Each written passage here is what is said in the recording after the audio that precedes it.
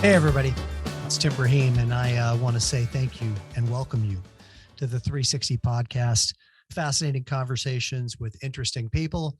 And as always, I am your host, and I want to introduce you to today's guest in the podcast, a dear friend of mine, a longtime client of mine, and a truly one of my best friends in life. His name is Dirk Nevelle. Dirk is an area manager for Celebrity Home Loans in the Pacific Northwest up in the Seattle, Washington area.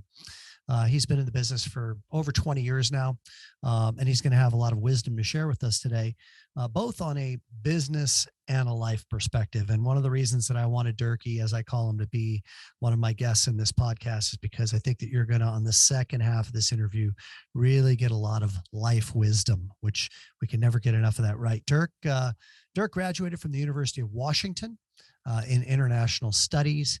He lives in North Bend, Washington, with his wife, Michelle, and his two kids, Hope and Noah, and his now, I think, 27 animals at last count. We'll unpack the reason why he has 27 animals here in a moment. In his free time, Dirk loves to spend time on his farm. He's pretty handy, too. He sends me pictures all the time of things that he's building on the farm. It's pretty cool. It's an incredible, spectacular setting. He coaches various sports. For his kids. Dirk was a terrific high school football player and just as an all-around great athlete. He's traveled all over the world and is an avid student of continuing to evolve while attending, to some of his great passions, spending time with his family, working out, music. He's a great skier. As I said, tending to his farm. He's a big meditator, and we're going to unpack that a little. He loves wine and spending time with his friends. A couple of fun facts about Dirk is that he wrote a book called Road Rage Justified. You can find that on Amazon under the handle of Nevi Rourke, who is the author. That is his alias, Road Rage Justified. He moved with his family to a ski town 2 different years in a row in Idaho. We'll talk a little bit about that. And he also took his family to Italy for a couple of months when I first started coaching him to a medieval town in Italy called Siena. So welcome to Dirk Nevelle and enjoy the podcast. What is up, man? What's up, Timmy? How are you? Good. You look good today, man. What's the special occasion? Did I miss the memo or something here? I mean, you're dressed up all nice. You don't have your overalls on. You shaved. Holy cow. No Aviator Nation. Exactly. You don't have the uniform on. Michelle's not even going to recognize you when she gets home from work today. She was a little worried when I left the house today. She's thinking maybe I'm meeting somebody. But I'm going on a trip in a couple of days. So got a haircut, got a shave, trying to look good. Yeah. When do you guys leave? Where are you going? To Kauai, right? Yeah. Awesome. Yeah. We're excited. When do you leave? Saturday. Very cool. And are you going to make it up to the Nepali coast on the North Shore? We are. We're going to do a little boat tour and hopefully a hike. So, yesterday I was listening. I sent you and Ron the Ben Greenfield podcast where he's interviewing Robert Breedlove. I don't know if you saw that. I haven't seen it. Okay. It's in your text. They were talking about the Nepali coast and Ben was talking about how that's like the best hike in the world because Robert lives on Kauai. So just perfect timing. I was just thinking about, that hike yesterday, and now you and I are connecting and you guys are going there soon. So I hope you guys have a great time. Yeah, I'm excited. We need a trip. It'll be fun. Family. Right on. Yeah. Yeah. The kids are getting older and it's time for you guys to make sure that you're getting in as many of those as you possibly can. So, Hey, listen, man, thanks for being here. Thanks for joining the show. Super excited to have you. I know that this thing's just going to unfold organically as they all do. I'm sure we'll end up talking about stuff other than business here pretty soon, but let's start with business if we can.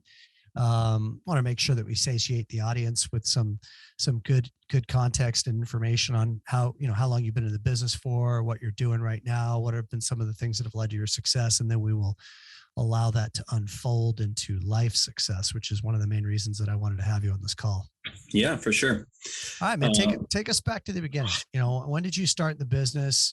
What got you into it? If you want to share a pivotal, impactful moment, that would be great to hear, but take us to the origins. Okay.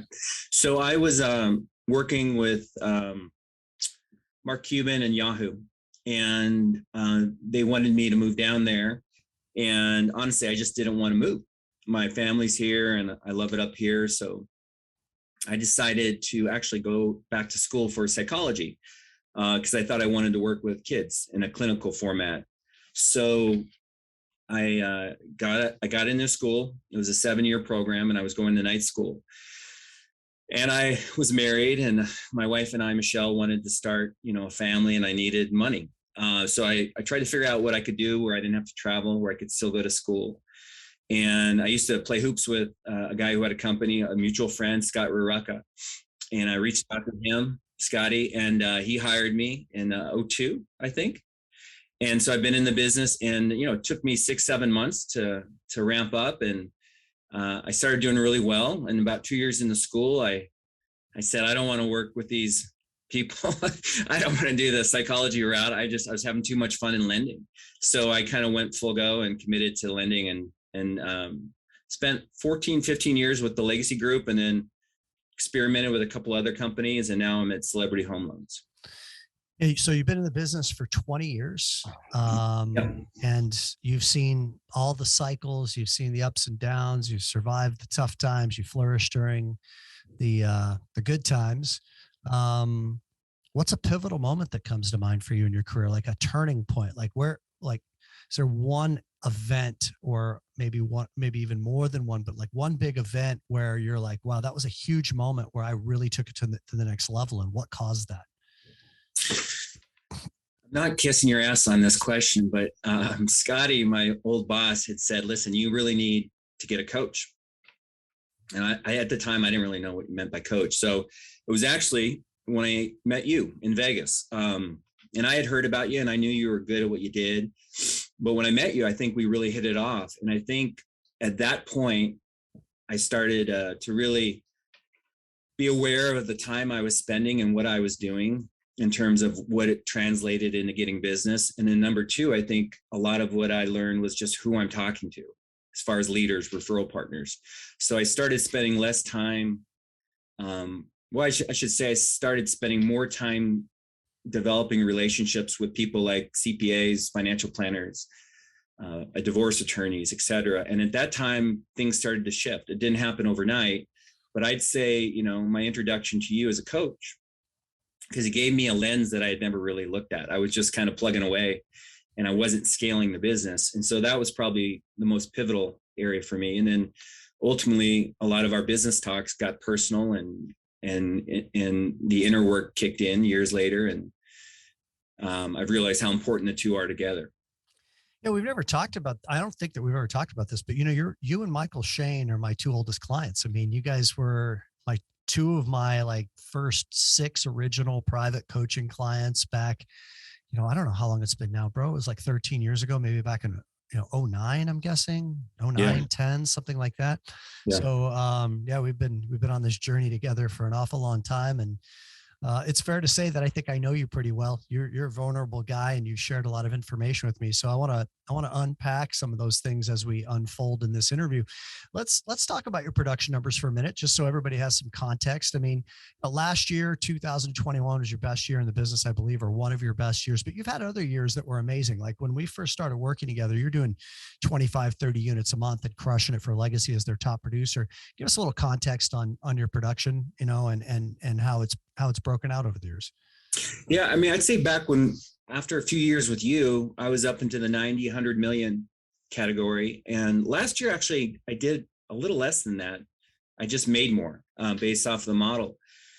But, it's interesting. I'm around a lot of very successful producers that do crazy numbers. But for me, with my lifestyle, my balance, if I can live in that 75 to 100 million range, I'm pretty content. Certainly I'll do more, but when you're a one-man show and you have a team behind you, that's a lot of volume. I don't manage LOs right now. I'm just kind of I lock loans, and I try to be a good dad and a good husband. So, and so your team makeup, let's just make sure we don't skirt over that because that's important. Your team makeup is you have just a processor for yourself, or do you have anybody else on your team? No, I have two LOAs. I have a couple processors. They're not dedicated to me, but I work with Shane Day, as you know. He's got a great team that I tap into, and so that's my team. I'm here in Washington, they're in Colorado, but as you know, in this day and age, it really doesn't, geography doesn't matter. So I have a team of every skill set you need. Yeah. Now, so let's talk about where you get your business from, because one of the very first things that you and I talked about back 13 years ago was your dislike for developing realtor relationships in particular. And it was, I think, very much rooted in the fact that you just didn't like feeling like you had to chase after people and that you had to be subservient to them. And there's this part of you that really didn't want to have to be, like drug around on a string, so to speak. So you've kind of made your own way of doing this business. And I think it's interesting for people to hear. So why don't you share with us a little bit about where you get your business and what some of your philosophies are on sourcing business and keeping the machine running to where you can have good years year after year? Well, first of all, I do like realtors. I don't want the realtors out there to think I don't. I have some great agents that I work with. The most of my business comes from my clients. And so, I grew up in Washington and I'm a pretty social guy. And I think most people like me and trust me. And so over the years, I've just developed the relationships and cultivated them. So a lot of my repeat business comes from existing clients. In addition to the clients, I really like working with financial planners. I like working with CPAs and I like agents as well. But for me, it's just being pleasantly persistent. I think at the end of the day, I think what I do really well is, I'm very honest. I work hard. I think people want someone to work hard for them. And I think I give good information quickly. And I think there's a lot in my space. I don't want to say that don't do that, but I think those who know me truly consider it a privilege to refer me off, because I think at the end of the day, their clients come back to them very happy. So I just, like you, I do the right things and, the business unfolds. Yeah, that's one of the things that, like, I've never talked with you about this before, but it's like, if I went back over the years and added up like all the different people that you've connected me to, it's actually a pretty long list, man. You're a really good referrer and connector. And I really appreciate that about you. And I'm wondering if there is some suggestions that you might have or can tell us a little bit about your strategies, because I want to paint this picture before you answer that question. So Dirk does his volume that is certainly a great living. But he does it a bit more unconventionally than a lot of successful originators, in the sense that he doesn't necessarily have like this laundry list of top producing real estate agents. As he said, he gets a lot of his business from repeat customers, referrals from past customers, and just people that he knows. Like, I think about, all the people you've introduced me to over time, people that you went to school with and that you met, people in Italy when you were there, which we'll get to in a little bit in terms of your time in Italy that you've introduced me to.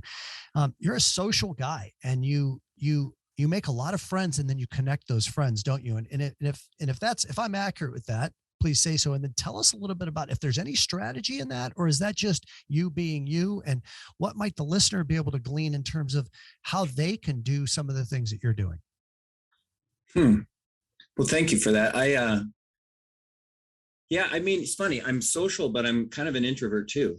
I like to spend a lot of time alone or with my family, but I like people. I really do. And I think that, my goal, like with a loan or when I get a referral, or I'm not trying to win the deal. I'm just trying to kind of win that relationship. Like, I want to do the right thing. So there's a lot of situations where sometimes I'm like, I wouldn't do a loan, or you should go with the guy that you're talking to. It's a great deal. And I think it sounds corny, but at the end of the day, that's how I've always done business. And I don't know. I think people deep down really appreciate that and respect it. Again, there's great people in my business, especially our group, but there's a lot of folks in our business that are chasing the commission check. And I don't think that's what drives me. And I think that maybe helps answer the question. More than helps. I want to unpack it further. I think it's an incredibly important point. So what I just heard you say was that you have shifted your focus from what an average originator is focused on, which is, I want to win the deal. I want to win the check. You have made a radical adjustment to, I'm here to win a relationship. So you're thinking long-term big picture, which makes a ton of sense to me as to why you have been able to do great business without having a ton of realtors, without having to spend a ton of money on marketing. You've just built a lot of friendships. And I've been saying for years, a loan officer with the most friends wins. And I think you're embodying that with what you're sharing. So what does that look like? Like maybe you could take us maybe you could even think about like a valuable relationship that you procured, years ago, and just maybe over having a beer and you met somebody or whatever. Like how does that work? Like what's your entry point? Like is it just genuinely showing interest in people, and that just ultimately results in you just having a wide net of people that know and respect and like you? Or is there any specific plan that goes along with that other than just the mental focus, I'm just here to win relationships? I'm trying to be, I shouldn't say I'm trying to be honest. I'm really trying to answer that question as honestly as I can. I don't know if I have an agenda, I probably should maybe. And I'm certainly, like, if I'm meeting with a high-end agent or a high-end financial planner, I'm thinking and I'm preparing, but it's kind of like dating. I mean, if you date the wrong way, you're going to end up with the wrong person, in my opinion. And so I just, I don't force relationships. I mean, I think there's a niche of people out there that want genuine connections. And I mean, there's a lot of people I don't connect with, to be honest. I'm sometimes too judgmental and, I'm hard on myself. I'm hard on people. And there's a certain type of person I want to work with. Like, for example, agents. I've got some amazing agents, but, I want agents that respect my time and my professionalism and aren't calling me 8 times a week on a deal. And, at the end of the day, we're all adults and I want to be treated like that. So I think for me, I'm just, again, I dating is a very great example. I mean, to me, it's the same thing. I'm trying to date the right people. And if it's not a good fit, I'm gone. Probably. So there's an evaluation process then that's happening when you're engaging with people, right? You're like, your philosophy is, I want to win the relationship, but then there's also the potentiality that relationship isn't the right relationship for you, I presume. Is that correct? Yeah, pretty much. So is that evaluated through curiosity, through asking a lot of intelligent questions, through feeling the person's energy? Like, what's that process look like? So I'm envisioning, I'm listening to this podcast and I'm like a newer loan officer in the business and I'm trying to cultivate more relationships. Maybe there isn't a specific strategy, but there are some protocols I would think that you're operating under subconsciously that maybe you haven't even connected the dots on. So let's look at that. Well, I remember years ago, you said something to me that stuck with me. You said vulnerability was my greatest strength. And I think, like, I'm totally okay being vulnerable and like not trying to look like I'm awesome or I'm the best producer out there. So I think, my strategy, I think a lot of times it's, there's like an emotional connection that happens when I think 2 people feel like they can trust each other, or this guy's real, or, for example, if I get a question asked to me and I don't know, I say, I don't know. I don't try to pretend I do, but I'll get them a good answer. So I don't, I think the advice to a young loan officer or someone that's looking at trying to build their business is just be you. You always say truth is the best script. And I can't agree more. I mean, it's, people know that, people can feel BS or they can sense it, or they, and so for me, I don't know. I don't go into it with an agenda. I just I'm curious. And if there's a connection, then I take it further. I definitely am prepared. I ask good questions. I know who I'm meeting with, but at the end of the day, there's a lot of people I can work with, and there's only so many loans I can do. And there's really only so many partners I can have. And so instead of going wide and trying to go get 40 agents, I'd rather go really deep with 10 that I connect with. And I've watched you in action before. So I'm gonna speak for you, because I think it might be a little bit difficult for you to speak of yourself and maintain the humility that you operate under. I think one of your great gifts, bro, that helps you a lot in this capacity is that you are a good listener and you are truly curious and truly make the other person feel that you're interested in getting to know them. And I think that that's an important component to it, is that you're less concerned about doing all the talking, and you ask a lot of really good questions. And as a result of that, you're kind of a magnet for people. I think people are drawn to you because they like to feel heard. They like to feel that someone's interested in them. And it may not be that that's a strategy of yours that's intentional. I think it just may be ingrained in who you are. But for those that are listening, I think that's an important footnote, an important note to take, which is what percentage of the time when you're meeting with people are you doing the talking versus doing the listening? How much are you really concerned about who this person is and taking an interest in who they are versus making sure that they know who you are, right? So like most people are coming from that place of wanting to make sure that people know who they are. And what's that person feeling on the other side, where they're feeling sold, they're feeling that the person isn't interested in them, they're feeling their ego. I think that they get a very, very different experience when they're engaging with you, which is why you then become this great referrer. I mean, you referred me to Josie way back when. You've referred me to Dario in Italy. You've referred me to Dr. Joe's guy. I mean, you seem to no matter where you go, you walk away having gotten to know some people that want to maintain a connection with you. That's what I'm experiencing and seeing. And I think this is a really important thing for people that are listening to really be grabbing onto, is how do I go out and win friends and influence people, and to have them feeling the interest that I have in them. Go ahead. No, I'm listening. No, I'm just wondering if you want to comment on that. See, I'm not trying to go out and win. It's interesting. Like, I think that the thinking of someone right now trying to figure out how to go do it, I don't think you try. I think you just do it. You are who you are. I mean, if you're not naturally curious with people and you don't enjoy people, then this probably isn't a good fit for you. But I just know that here's what I think about.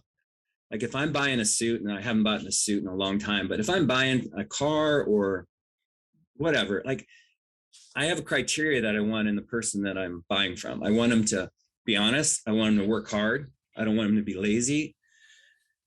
If I ask them a question, they say they don't know, I want them to tell them they don't know. So like, for me, I think subconsciously I seek out certain types of people to work with, but I also want to be that person to my clients. And I'll be honest, I've struggled sometimes in this business. I think sometimes it's a commoditized business where it's all about the rate and fee. And the truth is, I'm probably not the right lender for that type of client, because I want to add more value and I want them to see value in me. And if all they see me as a rate or a fee, then I don't think it's the right relationship. I mean, I get wanting the best deal and I'm wanting to be competitive, but there's a lot of money at stake and there's a lot of confidentiality, and there's a lot of people you can go to for real estate financing. So I think there's enough people out there that see value in someone who's honest. And I don't know. I don't try to be. It's just who I am. I don't know. I don't know how to answer that better than that.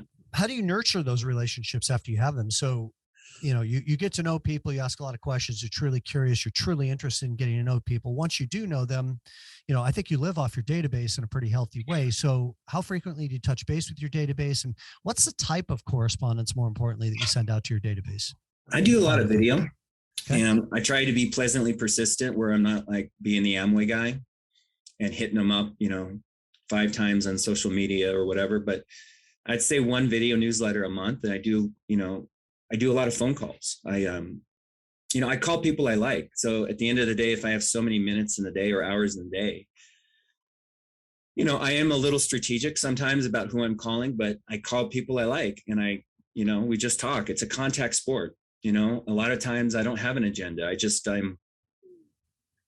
saying hi. And oh, by the way, their dad needs help, in Montana to build a home, or Hawaii or whatever. So I think phone calls, and there's guys in the business that I look around, like there's a couple guys that came into the business when I was one of the top guys at my old company.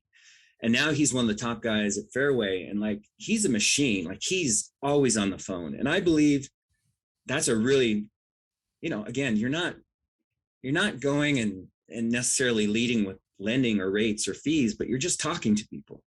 And I think like I said, it's a contact sport. So those are the two ways I have had success in. And, I certainly get together and do lunch and coffee and all that. But the truth is I like my time with my family. So I don't spend a lot of time having drinks and cocktails on weeknights. I'm home with my kids and my wife. But, my clients don't want to socialize all the time either. They've got their lives. But those, I'd say video newsletters and phone calls. So what's a video newsletter look like? Take us through that. And you're excellent on video. I told you that a long time ago. I remember when you did the movie theater thing way back when. And I was like, dude, that's a great video. I mean, you've always been good on video because I think your vulnerability and sincerity comes out and it's very real. But let's talk about what the video newsletter is. Well, first of all, it's very attractive video. Okay. That's, something that's consistent. No, I'm kidding. I just do a Vidyard. It's a tool I use, and I try to talk about things that aren't like in the newspaper or on the websites. I try to break it down to the common denominator. So I'm on the front lines. I see a lot of deals.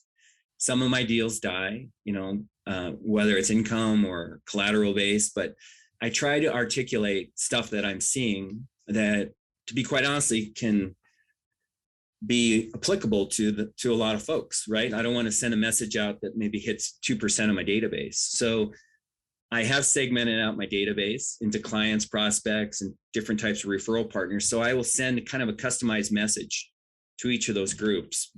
And just, my goal is to have them think about it. Oh man, that's applicable to me, or I'm interested in pulling cash out, or, I'd love to learn how to build, or, we're doing a farm, my wife and I.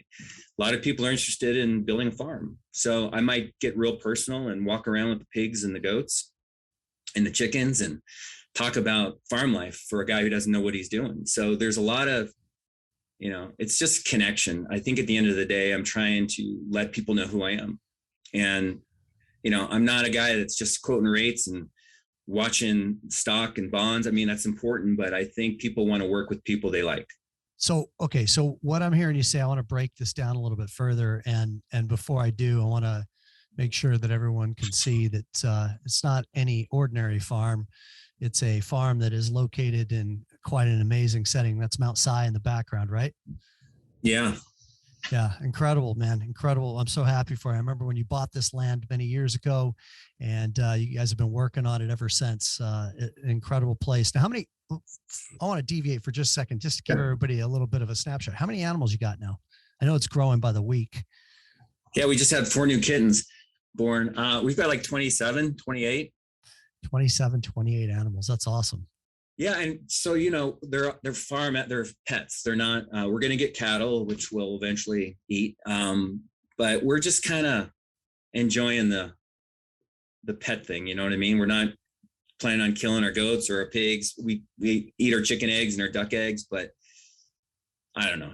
It's fun. We're kind of like, it should be a reality TV show because there's so many things we're learning that we don't know, but we're 2 years in and we're getting the hang of it.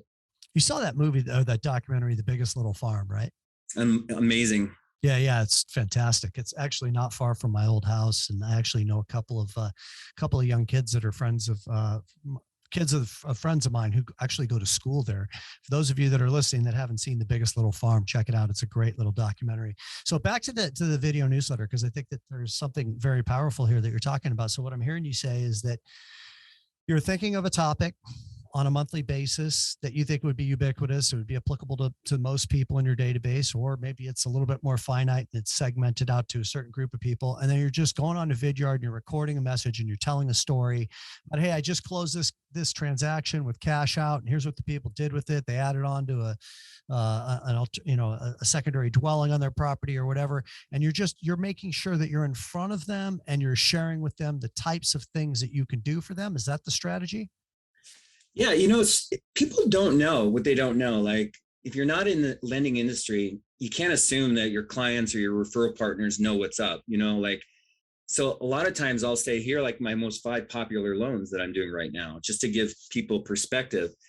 You'd be surprised. Some people don't even think they can pull cash out, which is crazy.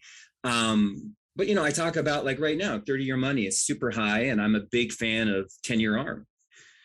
Both fully amortized and interest only. And cash flow is huge for a lot of my clients who invest their money. So I'll talk about cash out on 10-1 arm, and we'll have discussions on timelines on how long you think you need to borrow the money for. And but there's just, even giving a loan. I did a loan for a client last month where he bought a second home based off his assets. He sold a company to Amazon, and we gave him money based off of how much stock he had. So people don't ever assume that they know your business, that they know their business. I hope, whether they sell cars or they're a nutritionist, but they don't know our business. And so giving them examples of how other people are leveraging what we do is super helpful.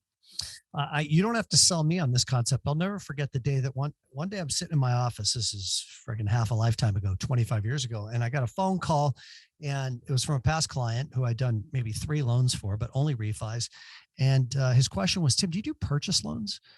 And I remember I started laughing. I'm like, of course. What do you mean? Do I do purchase loans? He goes, well, I don't know. Like I've only ever done a refi with you before. I just wasn't sure if you did purchase money loans. And I'm like, and that my light bulb went on in my head, man. Like they don't know. It's our responsibility to teach them what we do, to give them examples of what we do. So for those listening here, like, first of all, video newsletter, super cool idea. It's quick and easy. I mean, and it gets easier over time because you're more and more comfortable on it. How long are they in length? 2-3 minutes, something like that? I try not to go over like 60 seconds. I mean, 45 to 60 seconds is enough. Got it. 45, 60 seconds once a month. Great daily or great monthly discipline, hitting different groups of people in your database, making sure that they know what you do, doing a little educating. I'm sure when things change, like conforming loan limits or when new products come into the market, you're sharing that kind of stuff with them too. So let's transition to product, because I think that that's a topic that that you and I are both, we're on the same sheet of music with this. I mean, real quick, Timmy, the one thing that's also really important is that these aren't edited videos. They're not perfect, right?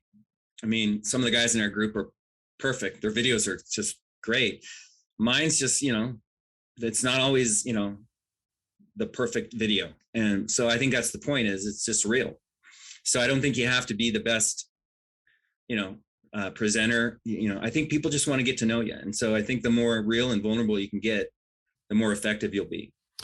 Yeah. So that's the part, like we did were you in Washington, D.C. for the Masters? No, but I saw the videos. So a few years back when we were in DC for the Masters retreat, we set up a video lab, because it's like 4 or 5 years ago when people were just wanting to start to do some videos on Facebook and other social media platforms, and we're very insecure about it. And Scott Bertone and I coached a wide variety of different people in doing their videos. And the interesting thing is that the people that were tight and polished actually were the ones who got the least likes, the least comments, versus the people that were real and vulnerable, that maybe even looked a little bit nervous, but were willing to acknowledge their nerves, were willing to be real. The vulnerability is an incredibly attractive quality. Yeah. And I think what you're talking about is super, super important, is that you don't have to be perfect. In fact, sometimes perfect is not as good as being a little imperfect, because when you're imperfect, then people can really feel you, right? They can feel your authenticity and they can feel your humanity, which is a super attractive quality. So I think that another thing that you're really good at is, and I find this to be a topic that a lot of loan originators struggle with, is that I've always said that like refi booms create lazy loan originators. You just get used to selling the same products over and over, 30 and 15 year, rhythmically. 3-4 years go by, you haven't sold an arm, you don't even know how to present it anymore. And then when rates start to go up, like they have here in the spring of 2022, a lot of loan officers get stuck in lead boots. They haven't made the transition to a new product, a new sell, a new presentation, shifting the concept to how long do you need to borrow the money for, these types of things. So what are you selling right now? You said the 10-1 arm. Let's hear how you sell it, how you present it, why you think it's a great product. How are you presenting interest only versus a P&I payment, and any other products that you're selling? So the interest only arm and the fully arm, there's, I sell 7 and 10 year, which I think is a long time. I mean, my life 7 years ago, I had a full head of hair that was like an afro, and now look, but I mean, your life can change in a year, 2 years. And so most people aren't in their homes that long. So I'm a big fan, especially for cash flow. So a lot of folks get scared of like interest only, but for the right client, it's an amazing product where it allows them to put their money in the market. I wouldn't put everybody in an interest only arm. There's certain people like teachers or whatever, but on a fixed income. But I look at cash flow. I look at what they're doing in terms of investing and their strategies. One of my favorite loans is it's called an all-in-one. It's a first lien line of credit / savings account. And I'm shocked that more people don't sell this product. And I think it's because people, to be honest, are lazy, and it requires a lot of education, kind of like reverse mortgages. But that's a product that a lot of companies and corporations use now, and it's called a swing account, a sweep account, excuse me.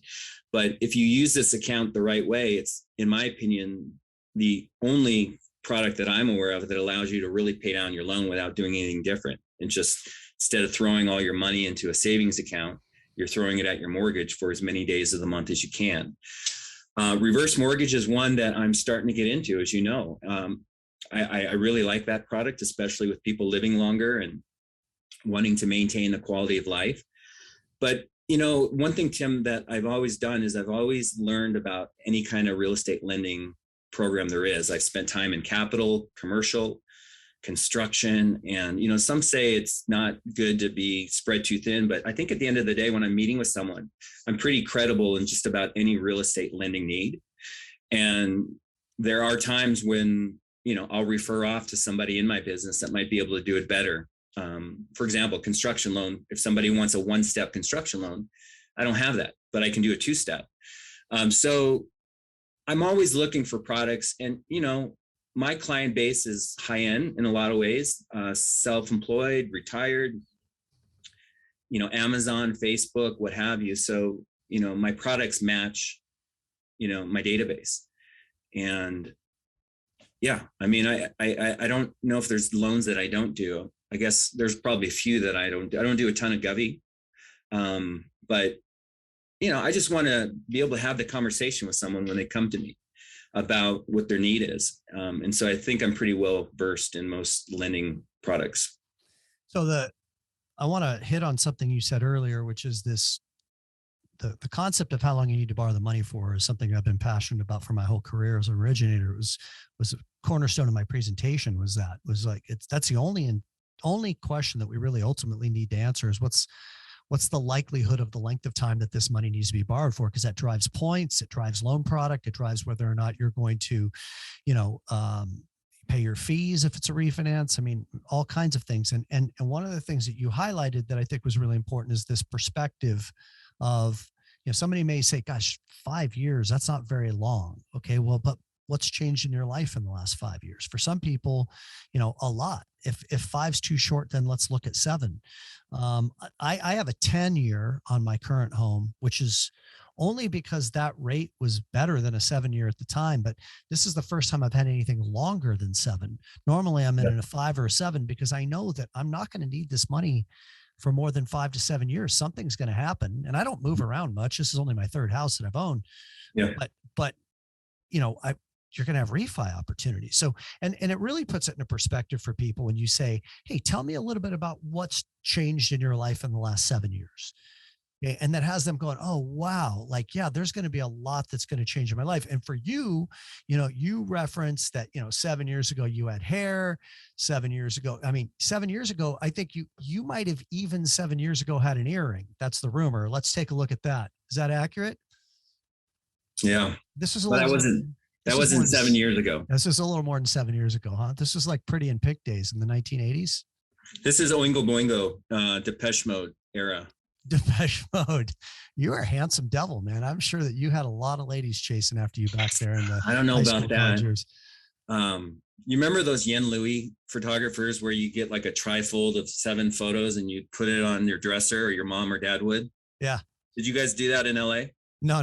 That's a Seattle thing, apparently. Yeah. So no.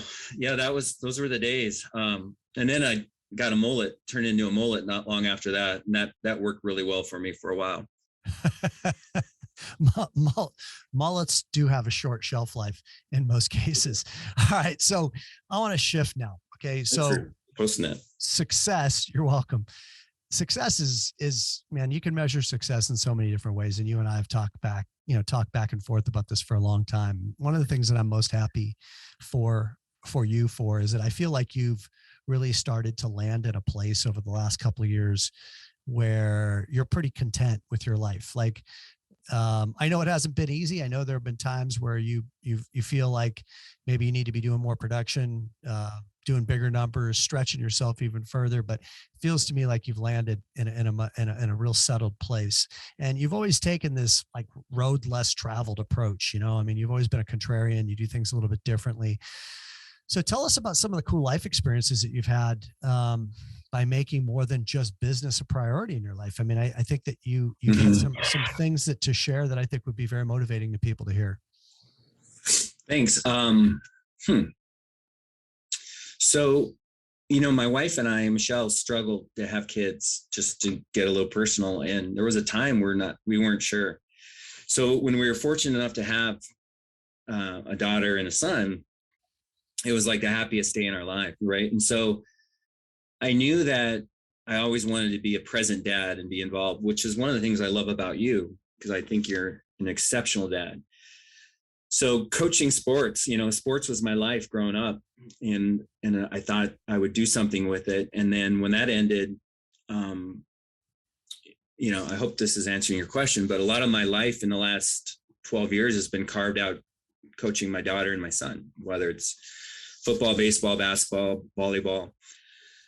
And I also am a big fan of life and memories and living life. And I don't want to be the guy that waits till I'm 65 to go see Europe or whatever. So, I took my family to Italy, 6-7 years ago, maybe longer than that. I think it was probably closer to 8 to 10 years ago, right? Noah was what, 4 or 5, right? 4 or 5. And, you were very helpful in that, as far as your time in Florence. But I mean, I think that's probably one of the best things I ever did in my life. And it was my best year ever in the business. And I took 2.5 months off, and I lived in Siena, spent a little time in Florence, spent a little time in France. But like, I still think about drinking wine with my wife and watching my son play soccer with the locals in the piazza at Siena, and then taking my wife to the Palio, which was the second time I'd been. So I don't know what it is, but sometimes my dad, when he was alive, would talk about being more responsible. And I remember that voice still in my head sometimes, but I'm 51 years old, and a promise for me, and I just want to have a lot of memories when I'm at the end of this, life, and especially with my children at that age. So that was very memorable. We moved to Sun Valley, Idaho for 2 years, about 5 years ago. 1 year we were there for 7 months, and then the next year we went for 4. And we just put the kids in school. I worked hard, and then I went skiing every day, and we loved it. The farm, that's a totally different gig. I mean, we went 180. We're living on a golf course in Snoqualmie Ridge, and it was cool, and it was a nice house, but, my wife and I love animals, and we love the idea of being self-sufficient. And we decided to buy land. And so we did. And so now we bought the land 5-6 years ago, but we're 2 or 3 years into living there. And so I'm trying to think of other examples, but like, I want to live my life, but I do struggle, Tim. I struggle with, comparing, I have balance, but there's that voice in me from, my father, I'm sure, but I'm around some very successful people that my guess is don't have the balance. And although I'm very happy that I have it, it's still a struggle sometimes, because I feel like I'm not doing enough, but maybe that's just the work. Well, it is your work for sure. I mean, we've talked about that. I mean, like, it's to give everyone a little bit more insight into this, Dirk has had this very strong desire to live a balanced life ever since I've known him, and was feeling the shackles, if you will, the pull, the lockdown of being a superstar, successful loan originator, top producer, and what demands that would put on his life. And what I'm really happy for you and for Michelle and for the kids about is that you chose to follow your heart. And I think that's such a noble and inspiring message that I want everybody listening to this to hear, is that it is a choice. I get asked the question far too many times from people who are in all aspects of this business.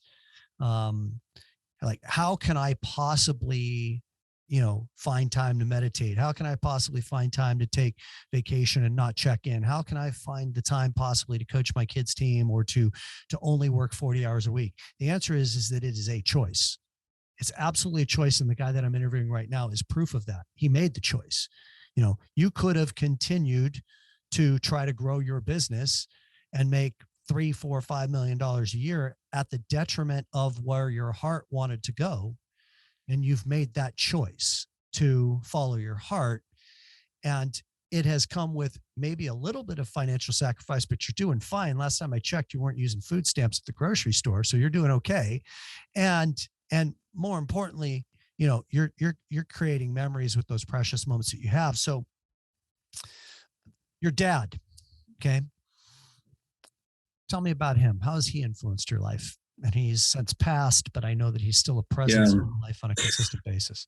I'm not bypassing the question, but two things that escaped me that on your previous question that you were totally instrumental in was going to University of Santa Monica, spiritual psychology curriculum, and Joe Dispenza. Meditation is a big part of my life, and those two things would have never happened without you. So I didn't want to leave those out. As far as my dad, what was the specific question again? Well, I mean, I think your dad's had a dramatic impact on your life. I think actually, all of our parents have, right? Your dad's had a profound impact on your life. Some ways positive, some ways negative, which most parents, that's the case. As it relates to this subject matter that you were just mentioning, which was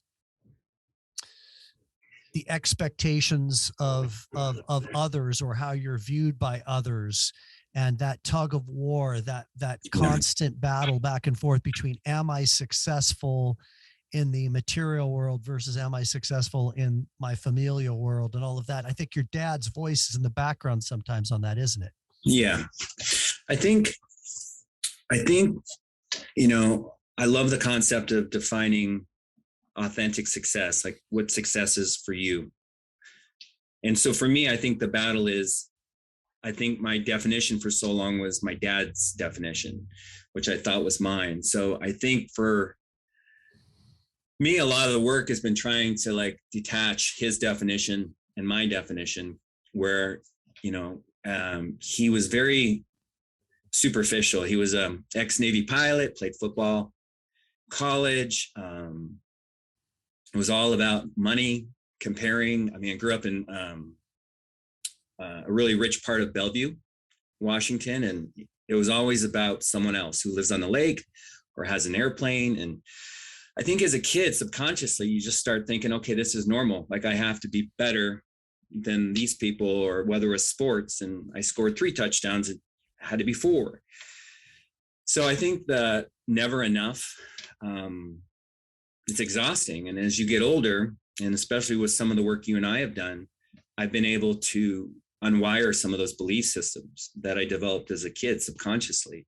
So my dad has still played a huge role in my life. He's gone, but I know a lot of the voice that I hear is my dad. And so, I don't know if I'll ever be complete with the work. I think I've gotten a lot better. Maybe not listening to it like, that movie where the guy sees people that aren't there, and then eventually he just acknowledges they're there, but it doesn't affect his life. I think, and I don't think I'm alone. I think there's a lot of guys who have struggled, right, growing up in competitive environments. And so for me, I thought, to summarize it, I felt like I had to earn love, as a kid. So being normal was like being a failure. And so when my numbers dipped and maybe I wasn't the number 1 guy anymore, I felt like less than. And that probably made me feel like when I was little, and that was not a safe feeling to have with my dad. So I know we're getting really personal, but I think when you look at, your coaching curriculum and why it's so amazing is, personal and business, everything is just kind of intertwined. And so I think for me, yeah, my dad's played a huge role in my life. So the movie that you're referring to that you would probably you just escaped you, the name of it is A Beautiful Mind, right? With Russell Crowe. And it's such a great metaphor that you're using because what does happen, I've found, and I think you're finding as well. And I would have to imagine that what you just shared is going to really resonate with a lot of people because all of us are influenced by our parents.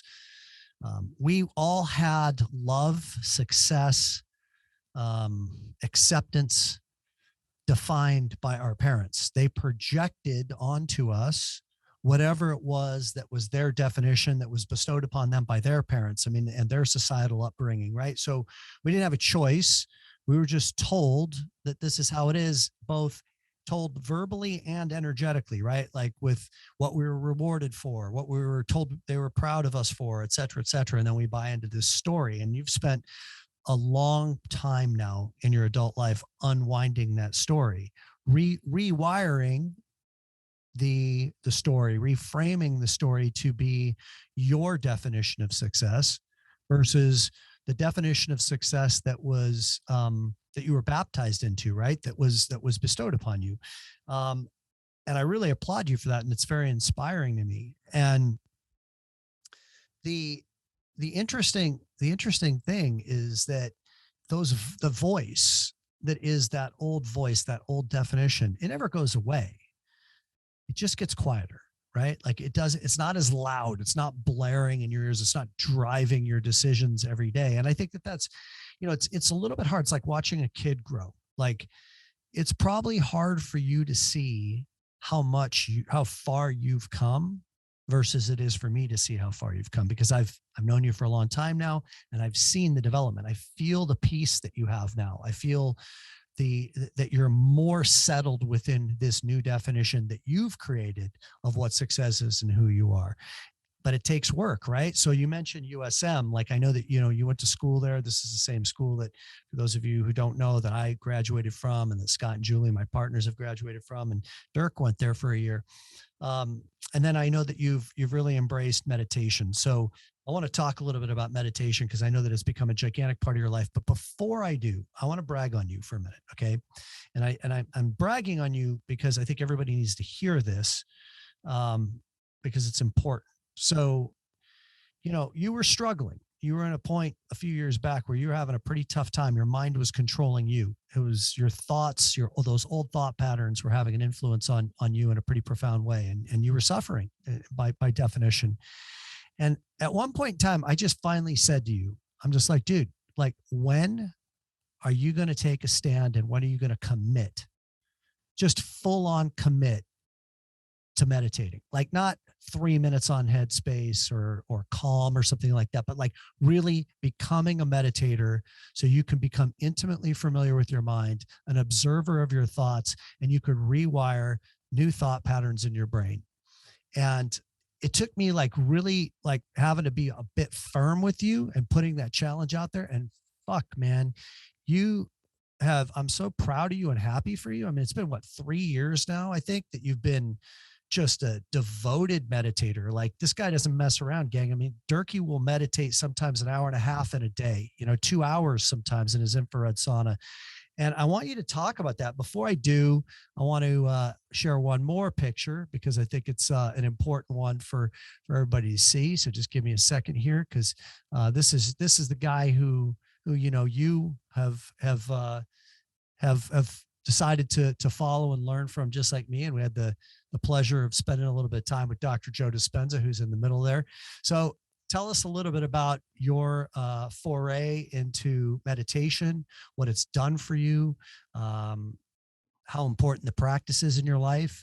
Yeah. And maybe put yourself in the minds of the novice, the person who knows they need to meditate, maybe has dabbled in it, hasn't been able to stick with it. I want you to take some time here to do a little teaching of the importance of meditation and how it's worked for you. Yeah, it's hard to articulate, to somebody that's just getting into it. When I first started, it was a struggle. So much of my success has come from being in my head, thinking things through. And but in the same token, so for me, meditation is getting out of your head and getting in your heart where you don't really think, you feel.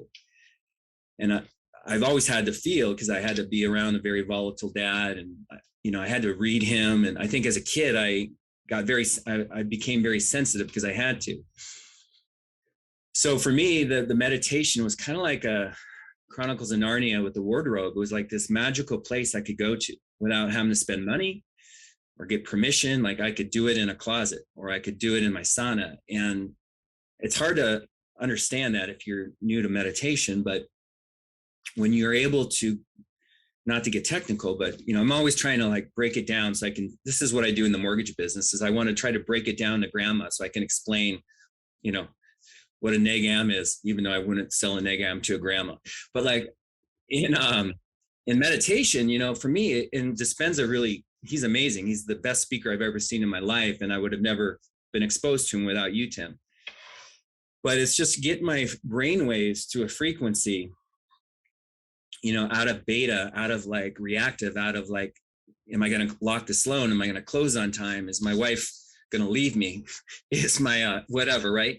So it's getting those waves to a frequency that allows me to kind of get out of my head and in my heart. And sometimes that takes 20, 30, 40 minutes, to be quite honest. And the thing about Dispenza's meditations is he guides you there. So like I would really, if you're really interested in meditation, great that you're doing the 5-minute calm, but really do your homework and understand kind of how you drop into the subconscious, which may sound a little woo-woo, but when you live it and you've experienced it, it's amazing and it's free. And I think the best way I can explain the value to me is like, I just go somewhere, and I don't always go somewhere. Sometimes it's not the greatest meditation, but maybe there's a reason for it. So it's not like every time I do it, it's bliss.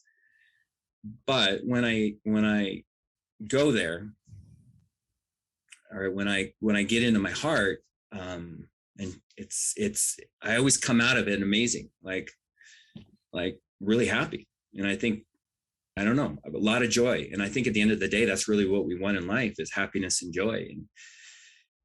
And me being a competitive guy and comparing, and a lot of the world that I live in, it's just such a nice departure to go to. And, it will always be part of my life. So. Yeah, let me play a little color commentary on what was just beautifully articulated. So most of you, all of you probably are living most of your life in beta or high beta brainwaves, which is a very active state of consciousness, right? You're like, your mind is racing, you're thinking, your nervous system is on high alert. You're worried about the market, the Fed, inflation, borrowers being upset, realtors being pissed off, your employee not showing up for work. I mean, the list goes on and on. We haven't even gotten into the personal family life stuff that comes up. Consuming, right? Like life can be very consuming. Certain meditation practices, most of them are geared towards changing your brainwave frequency, slowing it down. Dirk and I are both big fans of Dr. Joe Dispenza. We have attended his events live. We've been fortunate to have him in the Leadership 360 Masters program as a guest speaker. And we meditate to a huge library of his meditations on a daily basis. As Dirk mentioned, some days your brainwave patterns don't slow down at all. And you're just sitting there for an hour and having lots of thoughts, and that's okay. Some days it takes 20, 30 minutes for them to slow down. Some days you can drop in pretty quick, 5-10 minutes.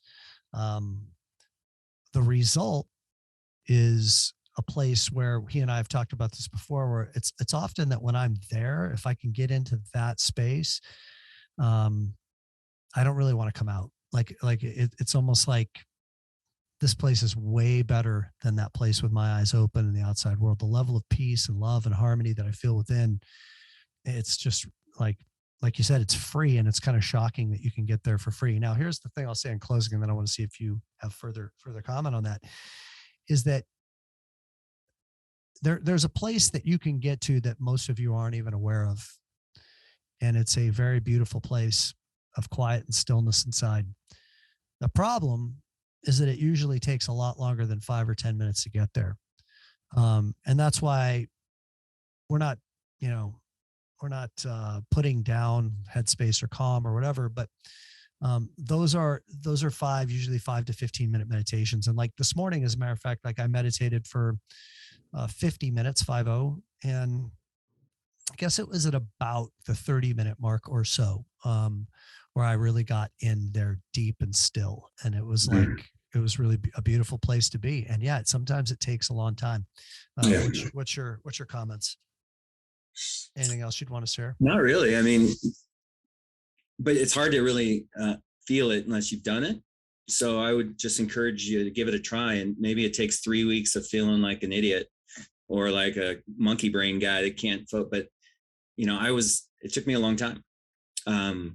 But I kept feeling things that I've never felt before. Yeah, it's a really good place to be, you know, and you feel great. And believe me, I still come out of it and I'll get angry driving, and I'm not like a Buddha, but I'm definitely not the guy I was before I started. So I see it. Yeah. I definitely see I feel a different energy from you on a more consistent basis. It's a more stable and calm energy. And it's something, again, that I'm really happy for you about. You've been like really devoted to personal growth since I've known you. Tell us a little bit about the importance of personal growth in your life and why you're drawn to it. And what are some of the things that you're drawn to, and what's the benefits you've received? I have been, but I don't know if I can answer. I think I'm just curious about, you know, I'm attached to, you know, I don't want to say I'm a victim. Like there's an identity that I'm attached to. And at the end of the day, most of my adult life, although I'm blessed and I'm happy, it wasn't my definition of true success. And so as I get older, I'm searching for more consistency. And I know a lot of that starts with identifying beliefs and thoughts and how they control your life. And I guess, you know, my mom and brother would always say, you're so curious in this stuff. And I guess I am. I don't know. I think it's my work. I want to be a better dad, and I want to be a better husband. And, you know, I have a very intense side. And my dad was very intense, and the energy was bad. And like, you know, sometimes I don't want, you know, I might give that off. And so I want to be a better person. And I also, as funny as it sounds, I just want to be able to love myself more, because it's, you know, I'm so hard on myself, and I love people.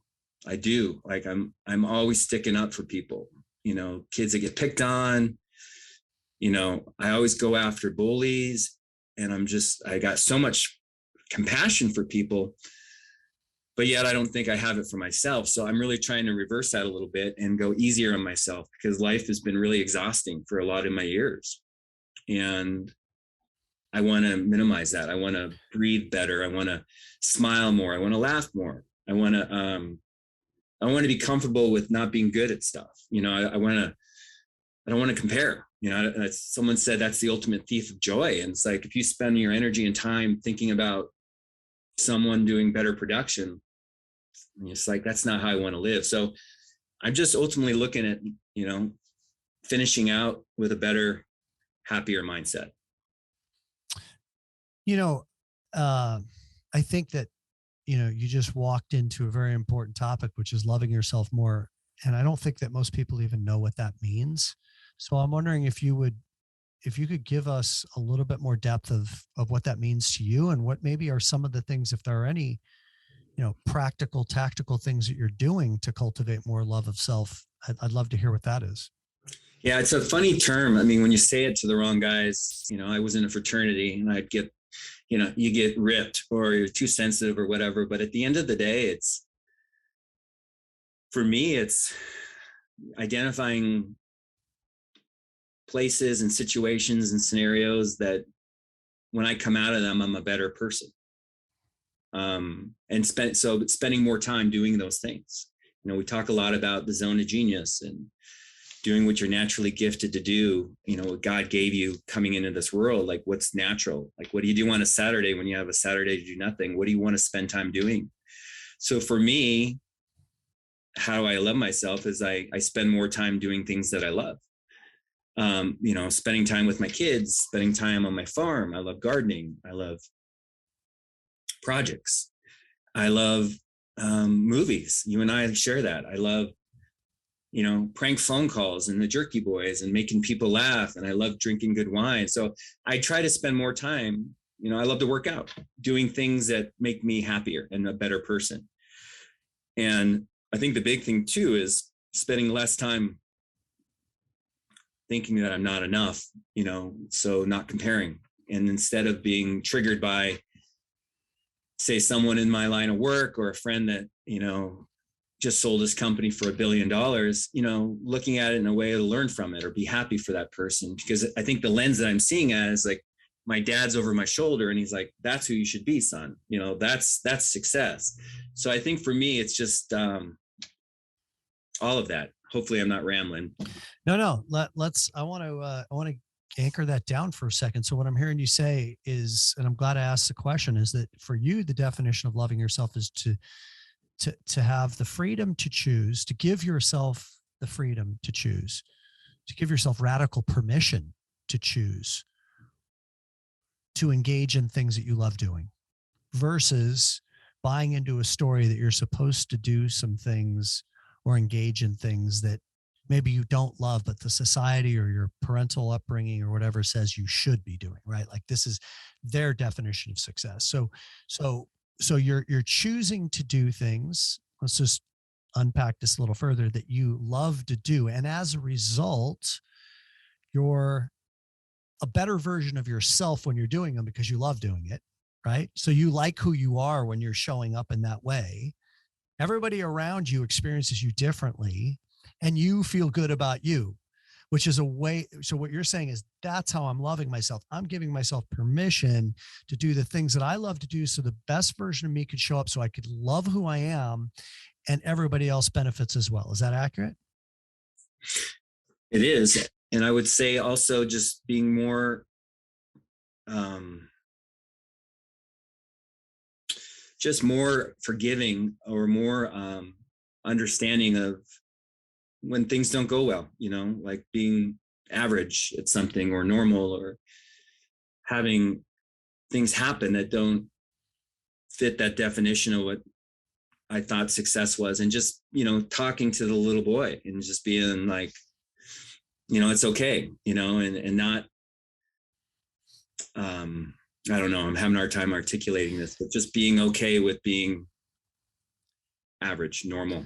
Or being okay with being flawed, right? Or being okay with being human, so like that's a part that a lot of people have a difficult time getting their head around because they have no orientation to it, which is this notion that the best way for us to be the version of ourself that we want to be is to be punitive towards ourselves when we don't show up in the way that we want to show up.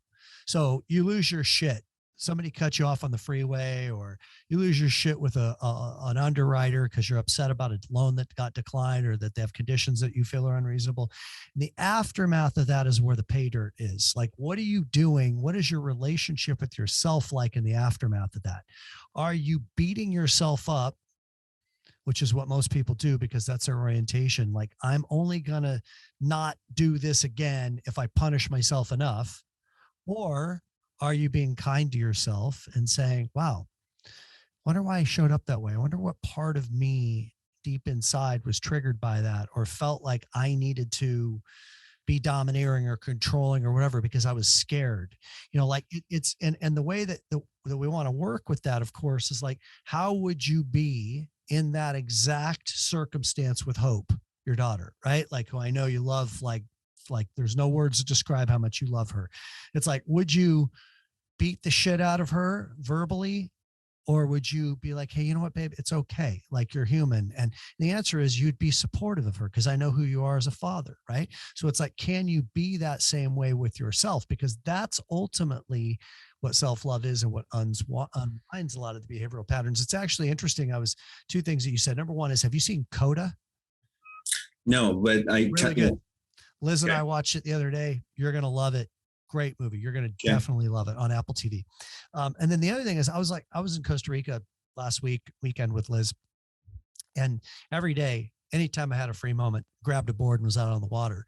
And the waves weren't any good, but it didn't matter because I just wanted to be out there. And finally, after a little while, Liz said to me, she was like, man, I just love it when you're on a board out here. Because when I'm out there on a board, I'm like a little boy. Like, I just want to be in the water.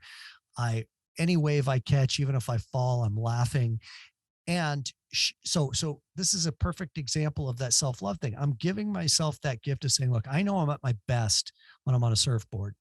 And I know that the people around me like me more because my energy is better when I'm on a surfboard. So I want to make sure that I'm committed to spending time doing that activity. And for those that are listening, it's like, how much are you buying into a story of who you're supposed to be, how you're supposed to show up, and what you were supposed to engage in the world versus what your heart knows is best for you?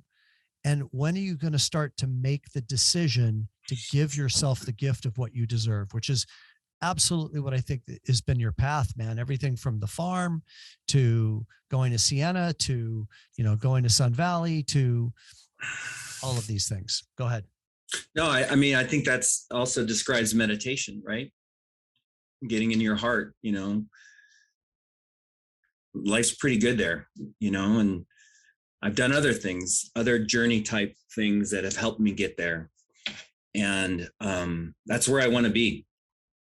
So how do I love myself is I just try to carve out more time being there, whether it's meditation. Yesterday I went home, grabbed my son, he's on spring break, and I took him to lunch and we had a great talk. That's, and you can't replace that moment, right? And he was really excited. He was happy that I took time out of my day to go hang out with him, and I loved it. So it's the choice. Like you said, you gotta take action, right? A lot of things get slowed down by fear and thoughts and what ifs, whatever. And sometimes you just gotta friggin' take action. I was scared as hell going to Sun Valley when I moved my family there. I was like, what am I doing?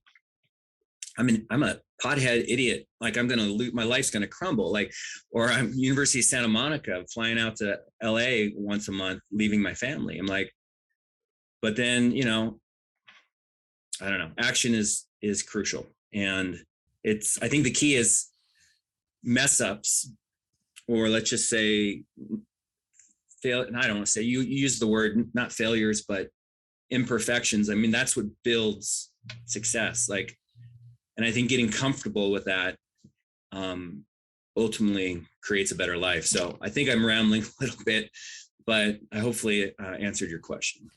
You did. Let's go to one last question. I want you to turn back the clock to your you're having a conversation with your 18-year-old self. What advice would you be giving to your 18-year-old self if you had the benefit of hindsight?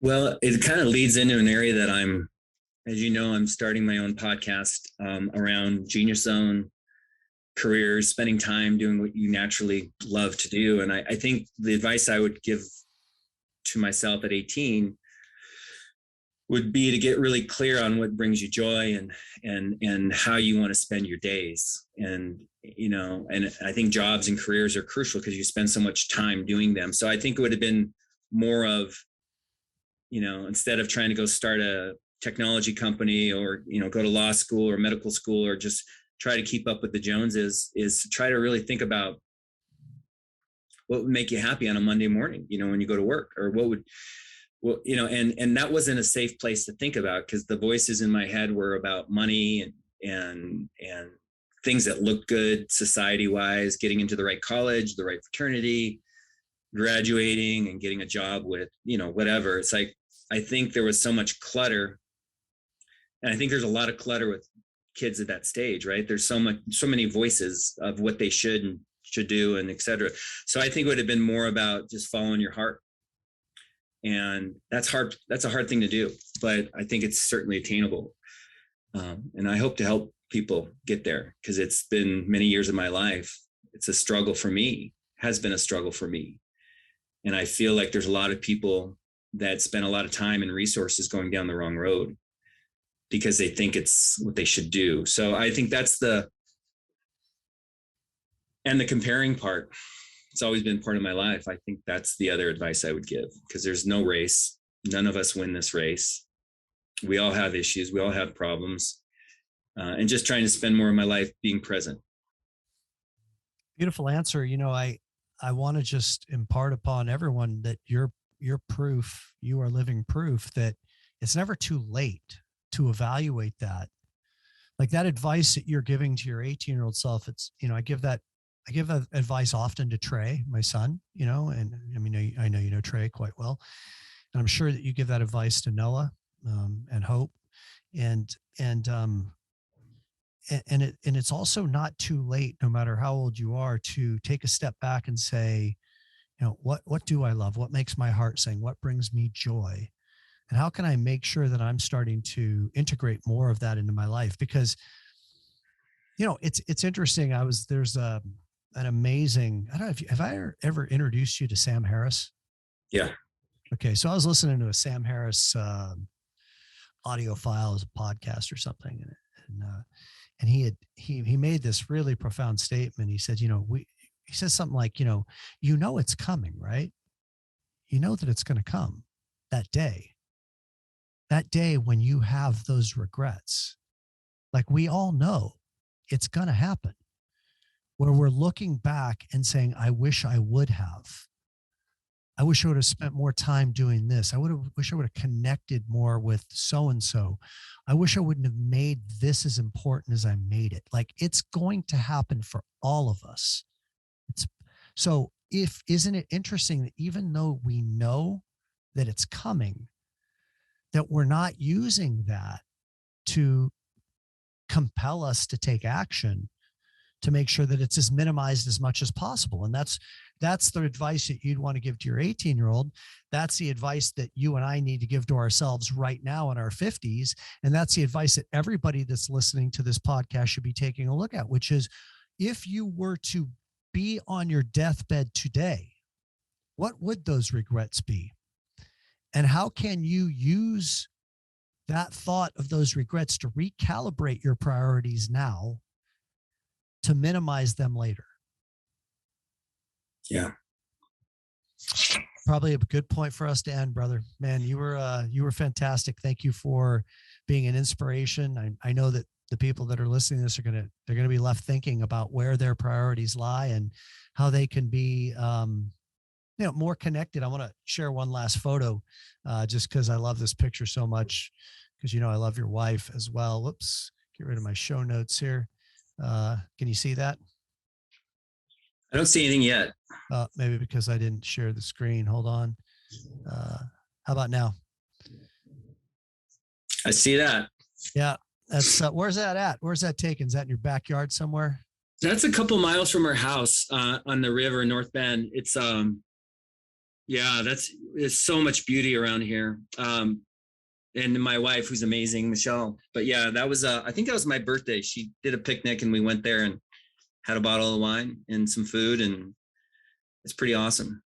The reason I wanted to show this as the last photo is because to me, it's like very symbolic of what we've been talking about all day, which is, it's that look at your guys' smiles. Look at how your eyes are glowing. It's like, that's what's important right there.